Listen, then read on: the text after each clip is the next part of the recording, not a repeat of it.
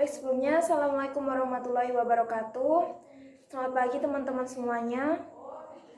Gimana nih kabarnya hari ini setelah seminggu lalu liburan? Gimana kabarnya? Kira-kira cukup nggak nih waktu buat liburannya? Nggak cukup. Oke, mungkin besok pas weekend kita liburan ya. Nah, teman-teman sebelum pembelajaran udah sarapan atau belum nih? Belum. Oh ya, mungkin nanti bisa sarapan ya habis pembelajaran kali ini. Oke, nah pembelajaran kali ini, pada pertemuan kali ini kita akan belajar terkait konsep pelayanan prima. Tapi sebelum pembelajaran dimulai, alangkah lebih baiknya kita berdoa terlebih dahulu. Baik, berdoa dipersilahkan. Berdoa tidak dibatasi. Baik, semoga pembelajaran kali ini diawali dengan doa, semoga bisa lancar dan bisa mudah dalam memahami terkait pembelajaran yang akan dilaksanakan. Nah, langsung saja. Hari ini kita akan belajar terkait konsep pelayanan prima. Nah, sebelumnya teman-teman udah pernah atau belum nih mengunjungi instansi pemerintah ataupun instansi swasta? Nah, kira-kira perbedaan pelayanan yang diberikan antara instansi pemerintah dan instansi swasta itu kayak gimana? Nah, tentunya apabila kita melihat pelayanan yang diberikan dari instansi swasta itu lebih baik daripada instansi pemerintah. Mengapa? Karena instansi pemerintah itu mereka pertama tidak ada pesaing, yang kedua bagaimanapun pelayanan yang mereka berikan itu bakal tetap ada pelanggannya gitu. Karena kita membutuhkan pelayanan yang diberikan mereka. Contohnya, misal kita datang ke kantor pajak. Nah, kantor pajak itu kan yang mengurusin cuman ada di sebuah kantor, cuman ada satu gitu loh. Kita nggak bisa untuk mungkin pindah di sebuah daerah itu biasanya ada satu. Nah, kita kan nggak mungkin kalau pindah ke tempat lain gitu untuk membayar pajak. Jadi kita mau nggak mau harus ke tempat di kantor tersebut untuk membayar pajak. Jadi dari instansi pemerintah, mungkin karena faktor pertama tidak adanya pesaing, itu menjadikan pelayanan yang mereka berikan itu dinilai kurang prima gitu. Sedangkan kalau pada perusahaan swasta, mereka mempunyai banyak kompetitor. Contohnya hotel. Di Jogja sendiri kan ada banyak hotel ya. Nah, pihak-pihak hotel di sana itu berusaha atau berlomba-lomba untuk memberikan pelayanan yang terbaik kepada pelanggannya. Mengapa mereka berlomba-lomba untuk memberikan pelayanan yang terbaik? Tentunya untuk menjaga loyalitas dari pelanggan itu sendiri. Karena apabila pelayanan yang mereka berikan buruk, tentunya customer atau pelanggan akan pindah ke hotel lain atau bahkan nggak mau untuk berkunjung ke hotel tersebut. Nah, oke, lanjut ya. Kemudian tadi kan teman-teman ada yang udah pernah nih belajar berkunjung di baik instansi pemerintah ataupun swasta. Nah, sekarang kita langsung masuk ke materi terkait konsep pelayanan prima. Nah, konsep pelayanan prima itu apa sih? Pertama kita belajar terkait pengertiannya. Pengertian dari pelayanan prima.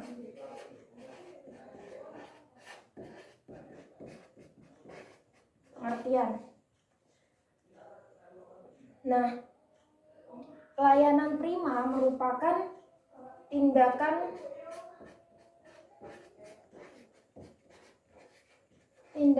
atau upaya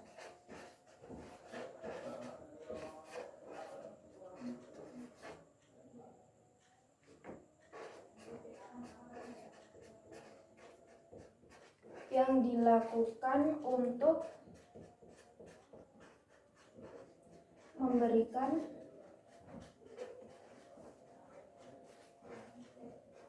layanan yang terbaik.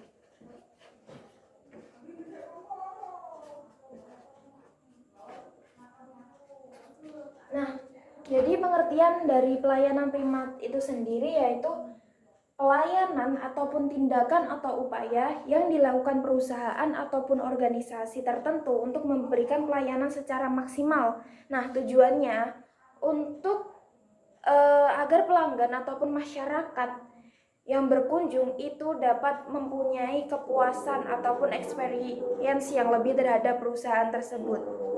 Nah, tadi kan udah dijelaskan ya terkait pengertian pelayanan prima itu apa.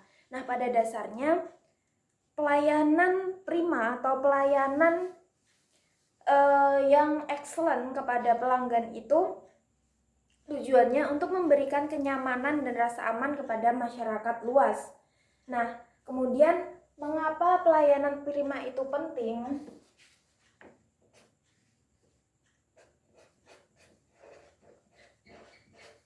Mengapa pelayanan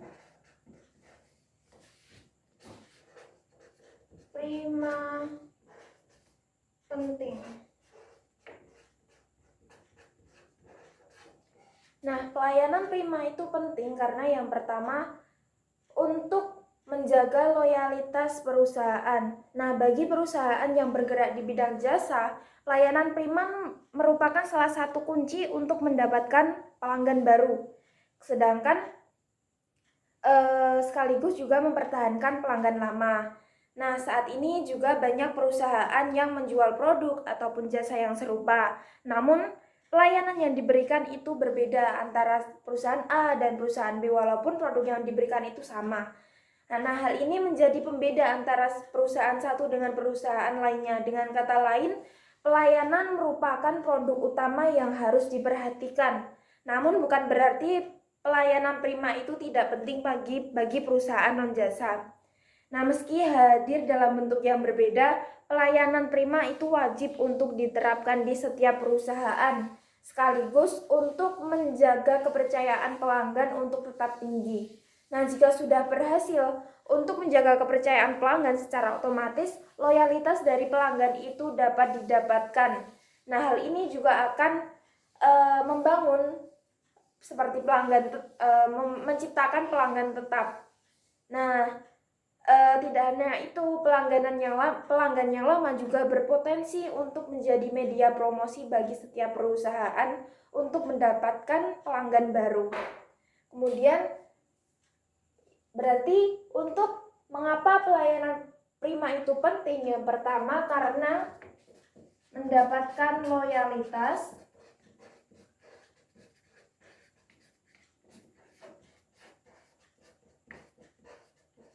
Kedua, memberikan pelayanan yang maksimal.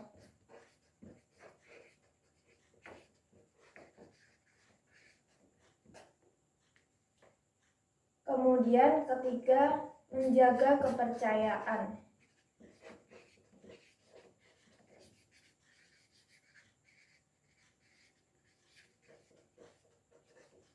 Nah, terkait pelayanan prima itu penting diterapkan itu sudah dijelaskan ya. Kemudian untuk selanjutnya, gimana sih cara untuk membangun pelayanan prima yang efektif, yang baik? Nah, untuk membangun pelayanan prima itu ada 7, teman-teman. Yang pertama itu adalah self-esteem.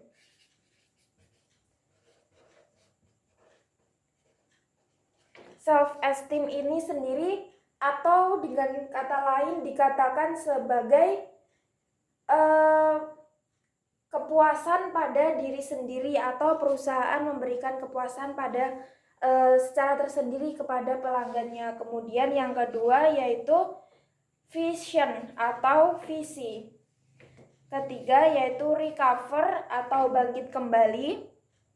Keempat yaitu improve atau melakukan perubahan. Jadi perusahaan yang ada itu harus selalu melakukan perubahan agar dapat bersaing, agar dapat memperbarui setiap produk ataupun jasa yang diberikannya, agar tidak ketinggalan dengan perusahaan lain untuk selalu memberikan output yang lebih baik.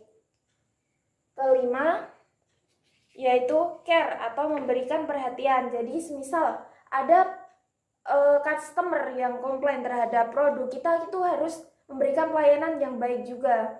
Jangan mentang-mentang ada pelanggan komplain terus kita jadi semena-mena atau mengacukan. Nah, itu tidak baik teman-teman.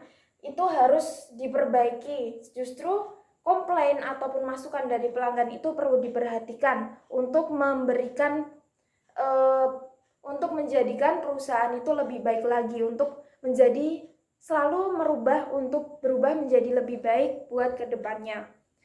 Lalu keenam yaitu adalah empower atau memberdayakan.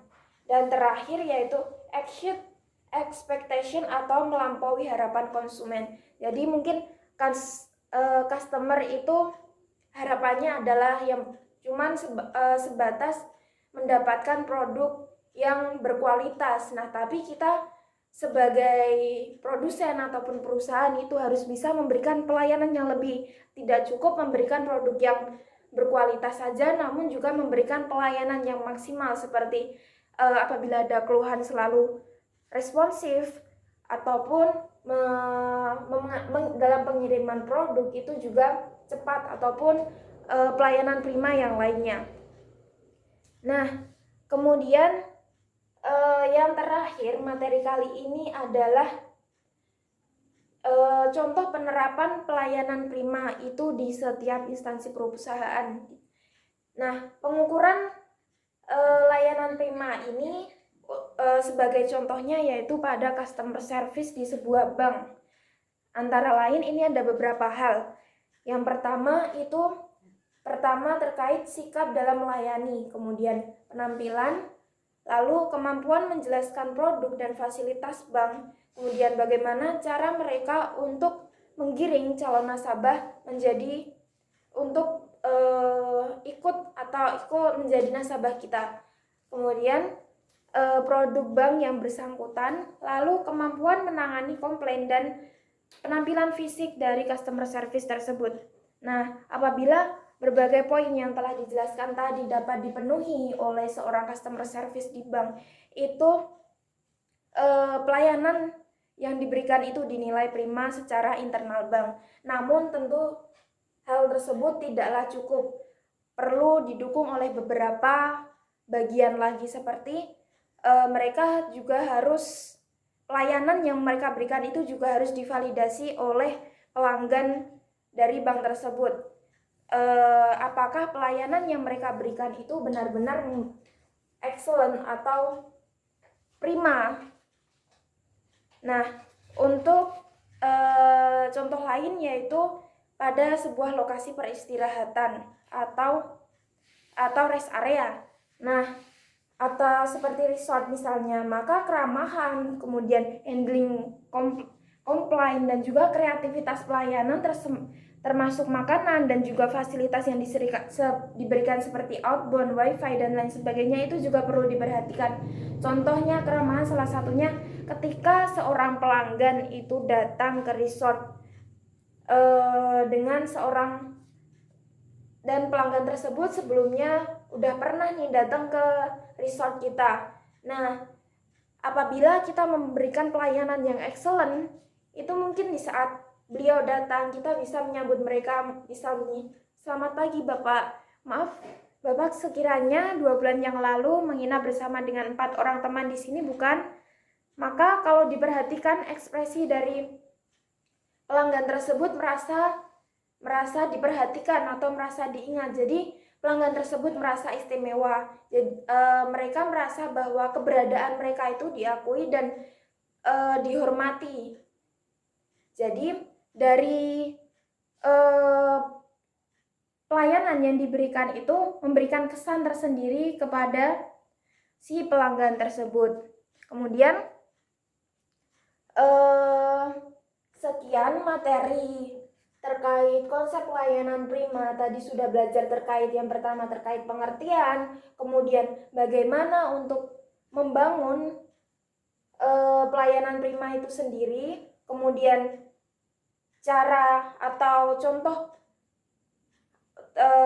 terus yang ketiga yaitu tentang pentingnya pelayanan prima yang wajib untuk diberikan, kemudian contoh penerapan pelayanan prima itu sendiri. Nah, sebelum pembelajaran ditutup, kira-kira dari teman-teman semuanya, apakah ada materi yang kurang dipahami atau mungkin sulit untuk dipahami? Baik, terima kasih. Apabila materi tadi sudah dipahami, nah kalau materi tadi sudah dipahami dengan baik, ada yang bisa bantu atau bantu untuk menyimpulkan kira-kira dari beberapa materi tadi, kesimpulan dari konsep pelayanan prima itu apa? Nah, benar banget. Jadi, pelayanan prima merupakan sebuah tindakan ataupun upaya yang dilakukan perusahaan atau organisasi tertentu untuk memberikan pelayanan maksimal dengan tujuan agar pelanggan ataupun masyarakat bisa mendapatkan kepuasan ataupun pelayanan yang dilakukan secara maksimal, sehingga nantinya akan mendapatkan loyalitas pelanggan itu sendiri. Nah, baik, mungkin untuk materi kali ini cukup sampai di sini. Untuk pertemuan selanjutnya kita akan belajar terkait standar pribadi di bidang manajemen perkantoran dan layanan bisnis. Nah, sebelum besok pembelajaran dimulai, saya harap teman-teman semua udah membaca materi terlebih dahulu. Nanti saya akan kirimkan di Classroom terkait materi pembelajaran standar penampilan pribadi. Nanti teman-teman baca terlebih dahulu. Nah, harapannya kalau semisal udah baca nih, besok semisal ditanya ataupun ditanya random itu udah bisa jawab. Nah, jadi besok bakal kelihatan siapa yang udah belajar ataupun membaca materi itu. Nah, baik, semoga teman-teman semua dapat memahami pembelajaran pada hari ini, dan jangan lupa jaga kesehatan, jangan lupa sarapan, minum vitamin sebelum kuliah, dan tetap semangat buat pembelajaran untuk kedepannya, pembelajaran setelah pembelajaran pada hari ini. Selamat beraktivitas teman-teman.